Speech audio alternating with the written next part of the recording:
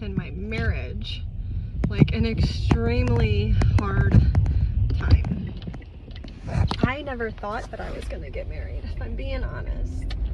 I have been in a series of toxic relationships since I was 13 years old.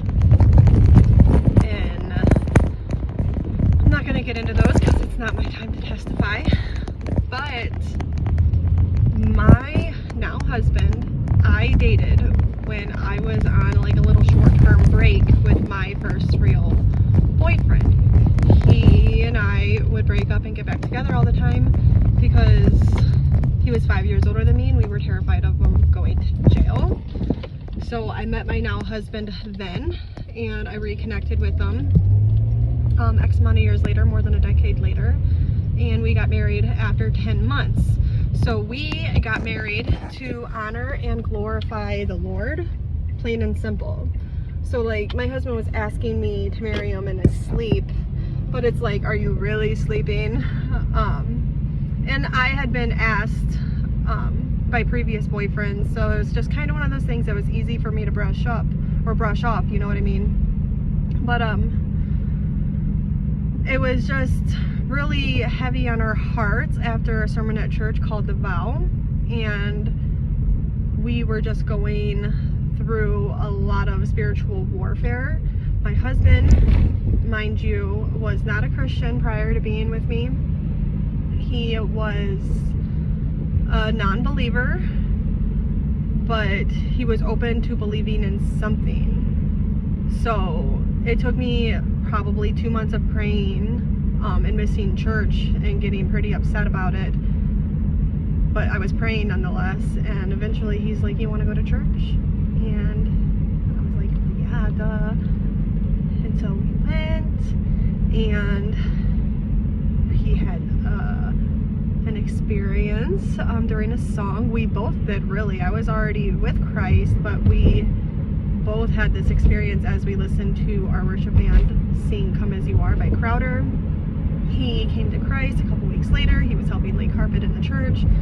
I was so happy with this, obviously, having got with somebody who was not a Christian. I told myself that I wouldn't do that ever again, but I did.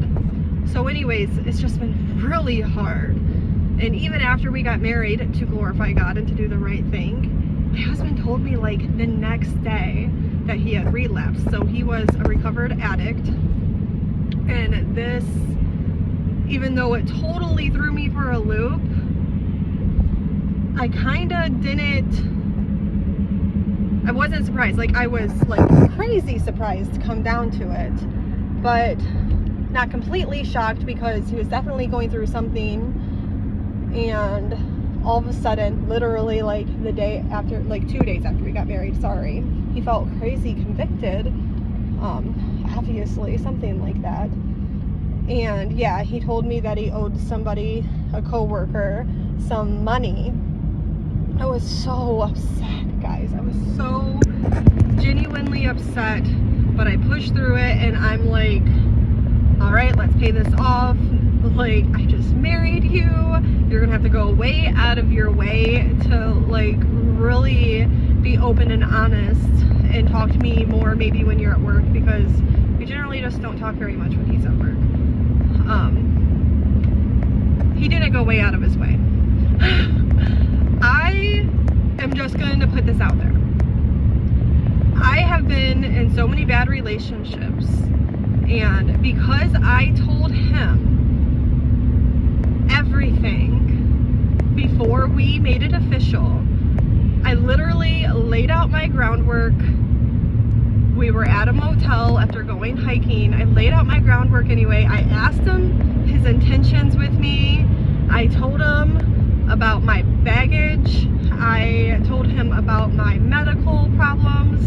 I told him about my ex abusing me, and then my relationship after that, and my relationship after that, and then my last ex, my youngest daughter's dad, about how just narcissistic and toxic he was, and all the things that I don't want out of a relationship. And because I did this, was so open with him, and And because I had been through so much, and because I was with God now, when I got with my husband, I thought it was finally my time to be adored, appreciated, understood, loved for who I am. Turns out, even though he does love me, and I hope he appreciates me and all of that, turns out that I set the bar really high once again, and that it didn't go my way. I was not adored, and I don't feel adored like I feel I should by the man I married.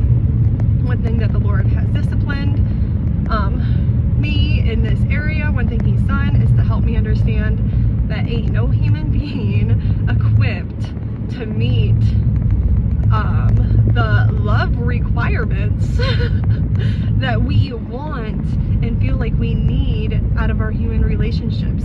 That gap that we feel that leads to that craving, all of that, you know, unconditional love and adoration and just all that stuff that we think we want, that gap, that emptiness that we feel and expectation, it's something that only God can do. Okay, so with that said, he's teaching me this and disciplining me and helping me to understand that I don't need my husband to love me like that. I need to accept that the Lord loves me like that and let God work out my husband. So that was just the first 10 months, because like I said, we got married after 10 months, and that was 2 days after. So we've gone through a lot since then. Like, highs and lows financially and in our relationship. So he has some tendencies of my first ex-boyfriend, who was very abusive to me mentally, emotionally, verbally. He was physically abusive too. But my husband, who I'm talking about, he had some of that verbal, emotional abuse going on the first couple years. And I write back at him, if I'm being honest. You know, I'm one of those people who lives and thrives on reciprocity, which is great in my relationship with God, but not always great in my relationship with my husband. So another area that the Lord has disciplined me is to love my husband through his outbursts of rage or his habits that I don't love at all, and so on and so forth. And it's taken, we're going on 5 years, and it's taken a lot of time, but he doesn't talk to me the way he used to. So there has been some growth, but it's also still been extremely hard in so many areas. So obviously none of us are perfect. We all need the Lord for different reasons, and some of the same reasons. I still have my struggles. Okay, I am so far from perfect. Again, I can only speak how the Lord is disciplining me personally. But what I can say about being married is this, or relationships in general, really, because again, I really didn't think that I was ever going to get married. Don't give up on somebody you love. Trust their process. Trust God. I have been praying for my husband for so long. I've had 2 breakthroughs in the past 5 months. The first time I had a crazy intense vision, and I told my husband about it, and I'm pulling into my driveway there. I had the super intense vision anyway, and the Lord gave me this vision to help me understand where my husband was in the spiritual warfare. And after I prayed very aggressively, that night that I had that vision, he came home and he was a little off, but then before bed he repented, and it was like my heart was restored in that moment. And yet it was just one moment in time, one night. It wasn't that simple. And that's another thing I want to say here, is that It's never that simple. You can have your breakthrough and still have chaos. We're not void of chaos in our lives. And the other breakthrough I had was just yesterday. So I also want to mention that I have a friend that I talk to about these things usually, who prays for my husband sometimes too. I ask for prayer without saying too much. I at least avoid it. But anyways, yesterday I prayed that the Lord would lead him to his word, and that when he finds himself there, that he would be exactly where he needs to be, and that the word of God would lead him and in turn lead me. Last night, after cleaning up dinner, I went up to my room. He was reading his Bible. I haven't seen him read his Bible probably 3 years. Makes my heart happy. Another small breakthrough. Doesn't mean that it's just done. I think everybody struggles in their marriage, some more than others. But I just want to take this moment, this opportunity to be vulnerable, because this is like my struggle area. It's my marriage. I definitely have really high standards, and I also am very tolerant because of things I've been through in the past, and I don't like this quality about myself. I'm very forgiving, which is biblical, turns out, but it doesn't feel good. I am gracious, but most of the time I don't want to be, and I do it because I'm a woman of God. It's something that the Lord's teaching me, and it is always my goal that no matter what I go through in a day, that I don't burden my husband with it, and that whatever my husband goes through during the day, that I accept what comes of it, and that I just love him.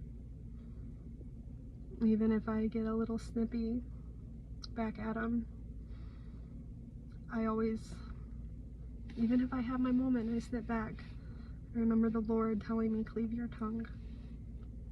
And so I do, so I try so hard. It's very hard, so hard. But my goal is always to just love him through it. Every night, to just snuggle up to him and make sure that he at least feels my love. Because I know that that's all I want out of my relationship, is to feel loved.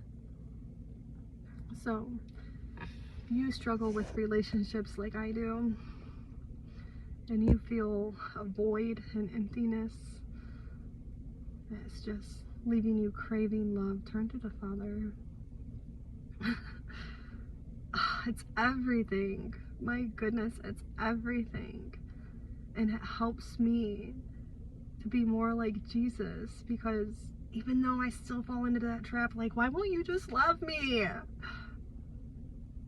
can't just ask for it. And when I do, I feel so small.